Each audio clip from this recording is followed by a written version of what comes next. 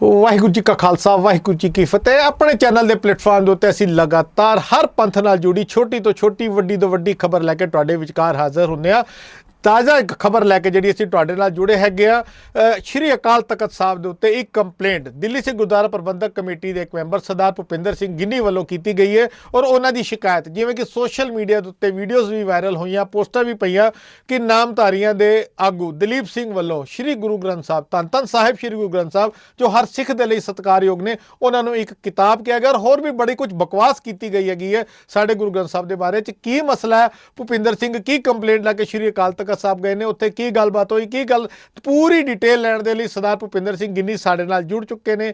ਗੱਲ ਦੀ ਸ਼ੁਰੂਆਤ ਫਤਿਹ ਦੀ ਸੰਨ ਤੋਂ ਕਰਨਾ ਹੈ। ਭੁਪਿੰਦਰ ਸਿੰਘ ਜੀ, ਵਾਹਿਗੁਰੂ ਜੀ ਕਾ ਖਾਲਸਾ ਵਾਹਿਗੁਰੂ ਜੀ ਕੀ ਫਤਿਹ। ਭੁਪਿੰਦਰ ਸਿੰਘ ਜੀ, ਕੀ ਤੁਸੀਂ ਸ਼ਿਕਾਇਤ ਦਿੱਤੀ ਔਰ ਤੁਸੀਂ ਕੰਪਲੇਂਟ ਕੀ ਦਿੱਤੀ ਹੈ ਸ਼੍ਰੀ ਅਕਾਲ ਤਖਤ ਸਾਹਿਬ? ਭਾਜੀ ਸ਼ਿਕਾਇਤ ਇਹ ਦਿੱਤੀ ਹੈ ਜਿਹੜਾ ਠਾਕੁਰ ਦਲੀਪ ਸਿੰਘ ਆਪ ਭਗੌੜਾ ਆਪ ਜਿਨ੍ਹਾਂ ਉੱਤੇ ਇੰਨੇ ਸੰਗੀਨ ਜੁਰਮ ਹੈਗੇ ਨੇ, ਜਿਨ੍ਹਾਂ ਤੇ ਚੱਲਦੇ ਉਹ ਦੇਸ਼ ਛੱਡ ਕੇ ਬਾਹਰ ਕਿਸੇ ਜਗ੍ਹਾ ਫੋਰਨ 'ਚ ਰਹਿ ਰਹੇ ਨੇ, ਉਹ ਸਾਨੂੰ ਗਿਆਨ ਦੇ ਰਹੇ ਨੇ ਕਿ ਧੰਨ ਸਾਹਿਬ ਸ਼੍ਰੀ ਗੁਰੂ ਗ੍ਰੰਥ ਸਾਹਿਬ ਜੀ ਕੇਵਲ ਇੱਕ ਪੁਸਤਕ ਨੇ ਜੀ ਤੇ ਇੱਕ ਦੇਹਧਾਰੀ ਤੋਂ ਬਿਨਾ ਕੋਈ ਵੀ ਜਿਹੜਾ ਹੈ ਉਹ ਨਾਮਦਾਨ ਨਹੀਂ ਦੇ ਸਕਦਾ ਜੀ। ਦੇਹਧਾਰੀ ਹੀ ਕੇਵਲ ਇੱਕ ਗੁਰੂ ਹੋ ਸਕਦਾ ਹੈ। ਇਹੋ ਜਿਹੇ ਜਿਹੜੇ ਉਹਨਾਂ ਨੇ ਸ਼ਬਦ ਯੂਜ਼ ਕੀਤੇ। ਜਿਹੜਾ ਸਿਰਸੇ ਵਿਖੇ ਇੱਕ ਪ੍ਰੋਗਰਾਮ ਚੱਲ ਰਿਹਾ ਸੀ ਜਿਹਦੇ ਵਿੱਚ ਹਰਿਆਣਾ ਕਮੇਟੀ ਦੇ ਝਿੰਡਾ ਸਾਹਿਬ, ਦਾਦੂਵਾਲ ਸਾਹਿਬ, ਨਾਇਬ ਸੈਣੀ ਸਾਹਿਬ ਸਾਰੇ ਮੌਜੂਦ ਸੀ। ਉੱਥੇ ਆਨਲਾਈਨ ਜਰੀਏ ਉਹਨਾਂ ਨੇ ਉੱਥੇ ਇਹ ਗੱਲਾਂ ਬੋਲੀਆਂ, ਜਿਹੜਾ ਬਹੁਤ ਹੀ ਸਾਡੇ ਪੰਥ ਲਈ ਮੰਦਭਾਗਾ ਹੈ ਕਿ ਕਮੇਟੀ ਹਰਿਆਣੇ ਦਾ ਪ੍ਰਧਾਨ ਉੱਥੇ ਬੈਠਾ ਹੋਵੇ, ਦਾਦੂਵਾਲ ਸਾਹਿਬ ਬੈਠੇ ਹੋਣ, ਕਿਸੇ ਨੇ ਇਹਦਾ ਪੁਰਜੋਰ ਵਿਰੋਧ ਨਹੀਂ ਕੀਤਾ ਸਟੇਜ ਤੋਂ ਉਸ ਵੇਲੇ। ਇਹ ਵੀ ਸਾਡੇ ਲਈ ਭਾਜੀ ਬੜਾ ਮੰਦਭਾਗਾ ਤੇ ਇਸੀ ਦੇ ਚੱਲਦੇ ਮੈਂ ਕੰਪਲੇਂਟ ਲੈ ਕੇ ਜਿਹੜਾ ਫਿਰ ਅਕਾਲ ਤਖਤ ਸਾਹਿਬ ਗਿਆ। ਮੈਂ ਤੁਹਾਨੂੰ ਸਭ ਤੋਂ ਪਹਿਲੇ ਬੇਨਤੀ ਕਰਾਂਗਾ, ਜਿਹੜੀ ਵੀਡੀਓ ਅਗਰ ਤੁਹਾਡੇ ਕੋਲ ਉੱਥੇ ਆਨਲਾਈਨ ਜਿਹੜੀ ਜਿੱਦਾਂ ਤੁਸੀਂ ਜ਼ਿਕਰ ਕੀਤਾ ਉਹ ਅਗਰ ਤੁਸੀਂ ਸਾਡੇ ਤੱਕ ਪਹੁੰਚਣੀ ਕਰੋਗੇ ਤੇ ਅਸੀਂ ਉਹ ਵੀ ਪੂਰੀ ਦੁਨੀਆ ਤੱਕ ਆਪਣੇ ਚੈਨਲ ਦੇ ਰਾਹੀਂ ਪਹੁੰਚਾਂਗੇ। ਦੂਸਰੀ ਚੀਜ਼ ਮੈਂ ਤੁਹਾਡੇ ਤੋਂ ਇਹ ਜਾਣਨਾ ਚਾਹੁੰਦਾ, ਜਦੋਂ ਤੁਸੀਂ ਸ਼੍ਰੀ ਅਕਾਲ ਤਖਤ ਸਾਹਿਬ ਜਾ ਕੇ ਕੰਪਲੇਂਟ ਦਿੱਤੀ ਹੈ ਤੇ ਅਕਾਲ ਤਖਤ ਸਾਹਿਬ ਸੈਕਟਰੀ ਜੀ ਤੁਹਾਡੀ ਜਥੇਦਾਰ ਸਾਹਿਬ ਗੜਗੜ ਜੀ ਦੇ ਨਾਲ ਮੁਲਾਕਾਤ ਹੋਈ ਜਾਂ ਉਹਨਾਂ ਵੱਲੋਂ ਤੁਹਾਨੂੰ ਕੀ ਭਰੋਸਾ ਦਿੱਤਾ ਗਿਆ? ਬਸ ਸਾਨੂੰ ਆਹੀ ਭਰੋਸਾ ਦਿੱਤਾ ਗਿਆ ਕਿ ਇਹਦੇ ਬਾਰੇ ਗੱਲ ਉਹ ਚੁੱਕਣਗੇ ਤੇ ਜਿਹੜੀ ਬਣਦੀ ਸਜ਼ਾ ਉਹਨਾਂ ਨੂੰ, ਮੈਂ ਕਿਹਾ ਸੀ ਅਕਾਲ ਤਖਤ ਸਾਹਿਬ ਉਹਨਾਂ ਨੂੰ ਤਲਬ ਕੀਤਾ ਜਾਏ, ਜਿਹੜੀ ਬਣਦੀ ਸਜ਼ਾ ਉਹਨਾਂ ਨੂੰ ਮਿਲਣੀ ਚਾਹੀਦੀ ਹੈ ਅਕਾਲ ਤਖਤ ਸਾਹਿਬ ਤੋਂ। ਕਿਉਂਕਿ ਉੱਥੇ ਗੜਗੜ ਸਾਹਿਬ ਆਪ ਨਹੀਂ ਮੈਨੂੰ ਮਿਲੇ, ਲੇਕਿਨ ਉਹਨਾਂ ਦੇ ਜਿਹੜੇ ਪੀਏ ਵਗੈਰਾ ਉੱਥੇ ਸੈਕਟਰੀ ਵਗੈਰਾ ਜਿਹੜੇ ਹੁੰਦੇ ਨੇ ਉਹਨਾਂ ਨੇ ਸਾਡੇ ਕੋਲੋਂ ਉਹ ਲੈਟਰ ਲਈ ਸੀ ਤੇ ਰਿਸੀਵਿੰਗ ਕਰਕੇ ਸਾਨੂੰ ਡੈਰੀ ਨੰਬਰ ਚੜਾ ਕੇ ਉਹ ਲੈਟਰ ਉਹਨਾਂ ਨੇ ਸਾਨੂੰ ਵਾਪਸ ਦੇ ਦਿੱਤੀ ਤੇ ਉਹਨਾਂ ਨੇ ਕਿਹਾ ਵੀ ਅਸੀਂ ਇਹਦੇ ਉੱਤੇ ਪੂਰਾ ਸੰਗਿਆਨ 'ਚ ਲੈ ਕੇ ਕਰਾਂਗੇ, ਜ਼ਰੂਰ ਆਵਾਜ਼ ਚੁੱਕਾਂਗੇ। ਤੇ ਅਗਲੇ ਦਿਨ ਹੀ ਗੜਗੜ ਸਾਹਿਬ ਦੀ ਵੀਡੀਓ ਆਈ ਗਈ ਸੀ ਇੱਕ ਪ੍ਰੋਗਰਾਮ ਦੇ ਵਿੱਚ, ਜਿਹਦੇ ਵਿੱਚ ਉਹ ਸਟੇਜ ਤੋਂ ਬੋਲਦੇ ਦਿਖਾਈ ਦੇ ਰਹੇ ਨੇ ਕਿ ਕੋਈ ਵੀ ਡੇਰੇ ਵਾਲਾ ਹੋਏ, ਕੋਈ ਵੀ ਧੰਨ ਸਾਹਿਬ ਸ਼੍ਰੀ ਗੁਰੂ ਗ੍ਰੰਥ ਸਾਹਿਬ ਤੋਂ ਵੱਡਾ ਨਹੀਂ ਹੈ, ਕਿਉਂਕਿ ਪੂਰੇ ਕਾਇਨਾਤ ਦੇ ਮਾਲਿਕ ਨੇ, ਸਾਡੇ ਲਈ ਜਿੰਦੇ ਜਾਗਦੇ ਗੁਰੂ ਨੇ, ਲਿਵਿੰਗ ਗੋਡ ਹੈਗੇ ਨੇ। ਤੇ ਉਹਨਾਂ ਬਾਰੇ ਕੋਈ ਇਹੋ ਜਿਹੀ ਗੱਲ ਕਰੇ ਤੇ ਫਿਰ ਤੇ ਬੜਾ ਮੰਦਭਾਗਾ ਸਿੱਖਾਂ ਲਈ। ਭੁਪਿੰਦਰ ਸਿੰਘ ਜੀ, ਇੱਕ ਚੀਜ਼ ਤੁਹਾਡੇ ਤੋਂ ਹੋਰ ਜਾਣਨਾ ਚਾਹੁੰਦਾ, ਸੋਸ਼ਲ ਮੀਡੀਆ ਦੇ ਉੱਤੇ ਤੁਸੀਂ ਕੱਲ ਪਰਸੋਂ ਤੋਂ ਇੱਕ ਦੋ ਵੀਡੀਓਜ਼ ਪਾਈਆਂ ਨੇ ਜਿਹੜੀਆਂ ਅਸੀਂ ਨਾਲੇ ਨਾਲ ਸਕਰੀਨ ਦੇ ਉੱਤੇ ਚਲਾ ਵੀ ਰਹੇ ਹੈਗੇ ਆ। ਤੁਹਾਨੂੰ ਜਾਨੋਂ ਮਾਰਨ ਦੀਆਂ ਧਮਕੀਆਂ ਦਿੱਤੀਆਂ ਜਾ ਰਹੀਆਂ ਨੇ ਨਾਮਧਾਰੀ ਸਮੁਦਾਇ ਵੱਲੋਂ, ਕੀ ਮਸਲਾ ਹੈਗਾ? ਕਿੰਨੇ ਧਮਕੀ ਦਿੱਤੀ ਔਰ ਕਿਉਂ? ਇਹ ਇੱਕ ਨਵਨੀਤ ਸਿੰਘ ਮੁੰਨੀ ਕਰਕੇ ਇੱਕ ਇੱਥੇ ਮੁੰਡਾ ਨਾਮਧਾਰੀ ਕਲੋਨੀ ਦਿੱਲੀ ਵਿਖੇ ਰਹਿੰਦਾ ਜੀ, ਪੁਰਾਣਾ ਹਿਸਟਰੀ ਸ਼ੀਟਰ ਹੈਗਾ ਔਰ ਨਾਮਧਾਰੀ ਸਮੁਦਾਇ ਵਿੱਚ ਚੰਗਾ ਨਾਮ ਹੈ ਉਹਦਾ, ਸਾਰੇ ਉਹਨੂੰ ਜਾਣਦੇ ਨੇ ਔਰ ਜਾਣਦੇ ਵੀ ਕਿਵੇਂ ਨੇ, ਇੱਕ ਘਟੀਆ ਆਦਮੀ ਦੇ ਤੌਰ ਤੇ।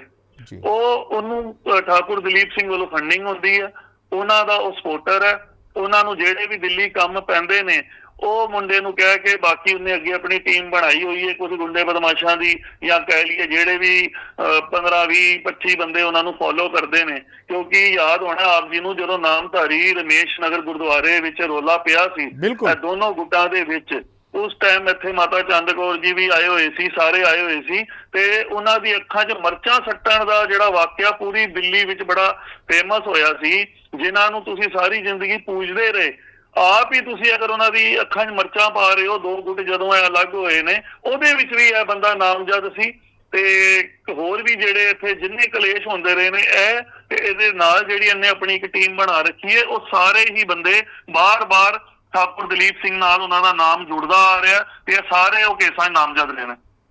ਤੇ ਤੁਹਾਨੂੰ ਜਿਹੜੀ ਜਾਨੋਂ ਮਾਰਨ ਦੀ ਧਮਕੀ ਦਿੱਤੀ ਗਈ, ਕੀ ਤੁਸੀਂ ਪੁਲਿਸ ਕੰਪਲੇਂਟ ਕੀਤੀ ਹੈ ਜਾਂ ਸਿੱਖ ਜਥੇਬੰਦੀਆਂ ਨੂੰ ਸ਼੍ਰੀ ਅਕਾਲ ਤਖਤ ਸਾਹਿਬ ਤੱਕ ਵੀ ਇਸ ਗੱਲ ਦੀ ਡਿਟੇਲ ਦਿੱਤੀ ਹੈ?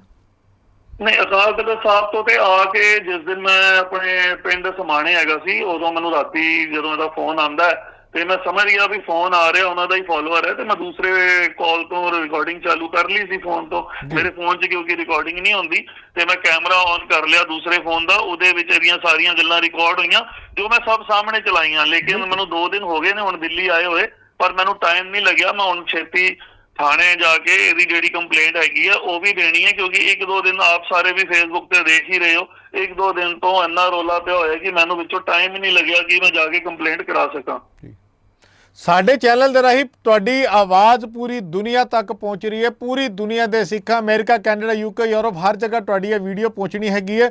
ਬਾਹਰ ਬੈਠੇ ਸਿੱਖਾਂ ਨੂੰ ਖਾਸ ਤੌਰ ਤੇ ਕੋਈ ਸੰਦੇਸ਼ਾ ਦੇਣਾ ਚਾਹੋਗੇ ਆਪਣੇ ਇਸ ਮਸਲੇ ਦੇ ਉੱਤੇ? ਭਾਜੀ, ਮੈਂ ਇਹੀ ਸੰਦੇਸ਼ਾ ਦੇਣਾ ਚਾਹੁੰਦਾ, ਧੰਨ ਸਾਹਿਬ ਸ੍ਰੀ ਗੁਰੂ ਗ੍ਰੰਥ ਸਾਹਿਬ ਤੋਂ ਉੱਤੇ ਸਾਡੇ ਲਈ ਕੋਈ ਨਹੀਂ ਹੈ।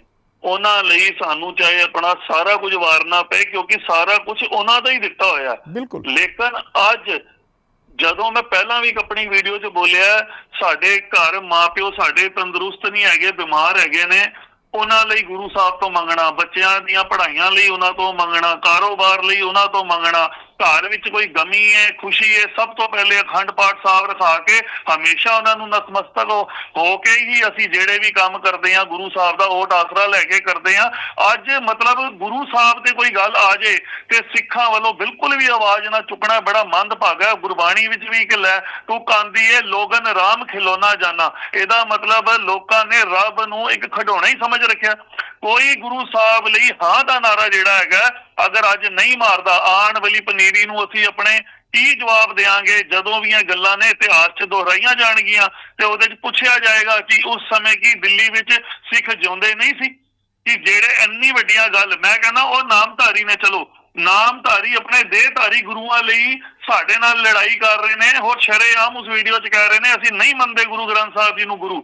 ਉਹ ਆਪਣਾ ਅਕੀਦਾ ਦਿਖਾ ਰਹੇ ਨੇ ਆਪਣੇ ਨਾਮਧਾਰੀ ਦੇਹਧਾਰੀ ਗੁਰੂਆਂ ਵਿੱਚ। ਲੇਕਿਨ ਜਿਸ ਗੁਰੂ ਸਾਹਿਬ ਦੇ ਲਈ ਅਸੀਂ ਸਾਰੀ ਜ਼ਿੰਦਗੀ ਜਿਨ੍ਹਾਂ ਨੂੰ ਅਸੀਂ ਪੂਜਦੇ ਆਏ, ਸਾਡੇ 10 ਗੁਰੂਆਂ ਦੀ ਜੋਤ ਉਹਨਾਂ ਵਿੱਚ ਸਾਰਾ, ਅਸੀਂ ਯਾਰ ਕੋਈ ਮਤਲਬ ਬੰਦਾ ਹੀ ਨਹੀਂ ਜੰਮਿਆ ਜਿਹੜਾ ਗੁਰੂ ਸਾਹਿਬ ਲਈ ਮਤਲਬ ਅੱਜ ਉਹਦੇ ਕੁਰਸੀਆਂ ਇਹੀ ਚੀਜ਼ਾਂ ਸਾਡੇ ਲਈ ਰਹਿ ਗਈਆਂ।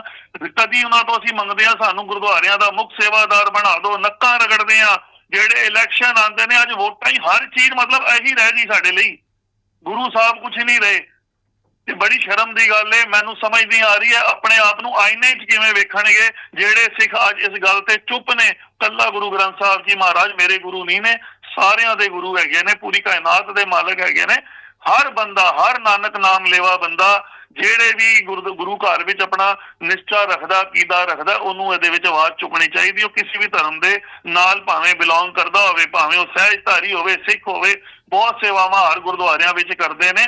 ਕਈ 100 ਸਿੰਘ ਸਭਾਵਾਂ ਦਿੱਲੀ ਦੇ ਵਿੱਚ ਹੈਗੀਆਂ ਨੇ। ਕਮਾਲ ਹੋ ਗਈ ਕਿ ਅੱਜ ਉਹਨਾਂ ਚੋਂ ਇੱਕ ਵੀ ਬੰਦਾ ਹਾਂ ਦਾ ਨਾਰਾ ਮਾਰਨ ਲਈ ਜੰਮਿਆ ਹੀ ਨਹੀਂ, ਖੜਾ ਹੀ ਨਹੀਂ ਹੋਇਆ।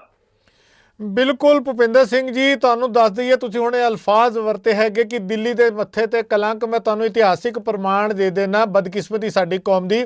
ਜਿਸ ਵੇਲੇ ਗੁਰੂ ਤੇਗ ਬਹਾਦਰ ਸਾਹਿਬ ਦਾ ਸੀਸ ਅਲੱਗ ਕੀਤਾ ਗਿਆ ਸੀ ਚਾਂਦਨੀ ਚੌਂਕ ਵਿੱਚ, ਤਦ ਵੀ ਜਲਾਦਾਂ ਨੇ ਲਫ਼ਜ਼ ਵਰਤਿਆ ਸੀ ਕਿ ਹੈ ਕੋਈ ਗੁਰੂ ਕਾ ਸਿੱਖ ਜੋ ਆਪਣੇ ਗੁਰੂ ਨੂੰ ਬਚਾ ਲਵੇ। ਤੇ ਉੱਥੇ ਜਿੰਨੇ ਵੀ ਬੰਦੇ ਸੋ ਕਾਲਡ ਉਸ ਵੇਲੇ ਦੇ ਜਿਹੜੇ ਸਿੱਖ ਨੇ ਉਹ ਗਰਦਨਾਂ ਨੀਵੀਆਂ ਕਰਕੇ ਬੈਠ ਗਏ ਸੀ, ਕਿਸੇ ਨੇ ਆਵਾਜ਼ ਨਹੀਂ ਚੁੱਕੀ ਸੀ। ਇਹ ਕਲੰਕ ਦਿੱਲੀ ਦੇ ਮੱਥੇ ਦੇ ਉੱਤੇ ਇਤਿਹਾਸਕ ਤੌਰ ਤੇ ਕਹਿ ਲਈਏ ਪਹਿਲੇ ਵੀ ਲੱਗਾ ਤੇ ਸ਼ਾਇਦ ਕਿਤੇ ਨਾ ਕਿਤੇ ਪ੍ਰਮਾਣ ਅੱਜ ਵੀ ਇਹਦੇ ਮਿਲ ਰਹੇ ਨੇ।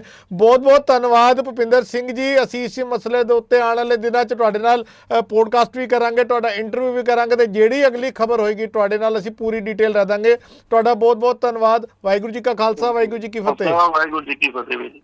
ਇਹ ਸਨ ਸਰਦਾਰ ਭੁਪਿੰਦਰ ਸਿੰਘ, ਦਿੱਲੀ ਸਿੱਖ ਗੁਰਦੁਆਰਾ ਪ੍ਰਬੰਧਕ ਕਮੇਟੀ ਦੇ ਮੈਂਬਰ, ਜਿਨ੍ਹਾਂ ਨੇ ਸਾਡੇ ਨਾਲ ਇਸ ਵੇਲੇ ਲਾਈਵ ਗੱਲਬਾਤ ਕੀਤੀ ਹੈ ਕਿ ਧੰਨ ਧੰਨ ਸਾਹਿਬ ਸ਼੍ਰੀ ਗੁਰੂ ਗ੍ਰੰਥ ਸਾਹਿਬ ਨੂੰ ਠਾਕੁਰ ਦਲੀਪ ਸਿੰਘ ਜਿਹੜੇ ਨਾਮਧਾਰੀ ਦੇਹਧਾਰੀ ਆਗੂ ਬਣੇ ਬੈਠੇ ਨੇ, ਉਹਨਾਂ ਨੇ ਕਿਤਾਬ ਕਿਹਾ ਔਰ ਕਾਫੀ ਕੁਝ ਐਸਾ ਲਫ਼ਜ਼ ਵਰਤੇ ਜੋ ਸ਼ਾਇਦ ਘੱਟੋ ਘੱਟ ਉਹਨਾਂ ਨੂੰ ਸ਼ੋਭਾ ਨਹੀਂ ਦਿੰਦੇ ਸੀ। ਮਗਰ ਅਫਸੋਸ ਦੀ ਗੱਲ ਕਿ ਦਿੱਲੀ ਸਿੱਖ ਗੁਰਦੁਆਰਾ ਪ੍ਰਬੰਧਕ ਕਮੇਟੀ ਦੇ ਮੈਂਬਰ ਦੇ ਇਲਾਵਾ ਹਾਲੇ ਤੱਕ ਕਿਸੇ ਵੱਡੇ ਆਗੂ ਵੱਲੋਂ, ਕਿਸੇ ਵੱਡੇ ਜਥੇਬੰਦੀ ਵੱਲੋਂ, ਸਾਡੇ ਸੋ ਕਾਲਡ ਵੱਡੀਆਂ ਧਿਰਾਂ, ਵੱਡੀਆਂ ਪਾਰਟੀਆਂ ਦੇ ਵੱਲੋਂ ਕੋਈ ਵੀ ਆਵਾਜ਼ ਨਹੀਂ ਚੁੱਕੀ ਗਈ। ਸਾਡੇ ਚੈਨਲ ਦੀ ਕੋਸ਼ਿਸ਼ ਸੀ ਕਿ ਹਰ ਖਬਰ ਨੂੰ ਅਸੀਂ ਆਪਣੇ ਚੈਨਲ ਦੇ ਰਾਹੀਂ ਪੂਰੀ ਦੁਨੀਆ ਤੱਕ ਲੈ ਕੇ ਆਈਏ। ਆਉਣ ਵਾਲੇ ਸਮੇਂ 'ਚ ਅਗਲੀ ਖਬਰ ਲੈ ਕੇ ਫਿਰ ਹਾਜ਼ਰ ਹੋਵਾਂਗੇ। ਲੈਣੇ ਤੁਹਾਡੇ ਸਾਰਿਆਂ ਤੋਂ ਇਜਾਜ਼ਤ। ਵਾਹਿਗੁਰੂ ਜੀ ਕਾ ਖਾਲਸਾ, ਵਾਹਿਗੁਰੂ ਜੀ ਕੀ ਫਤਿਹ ਜੀ।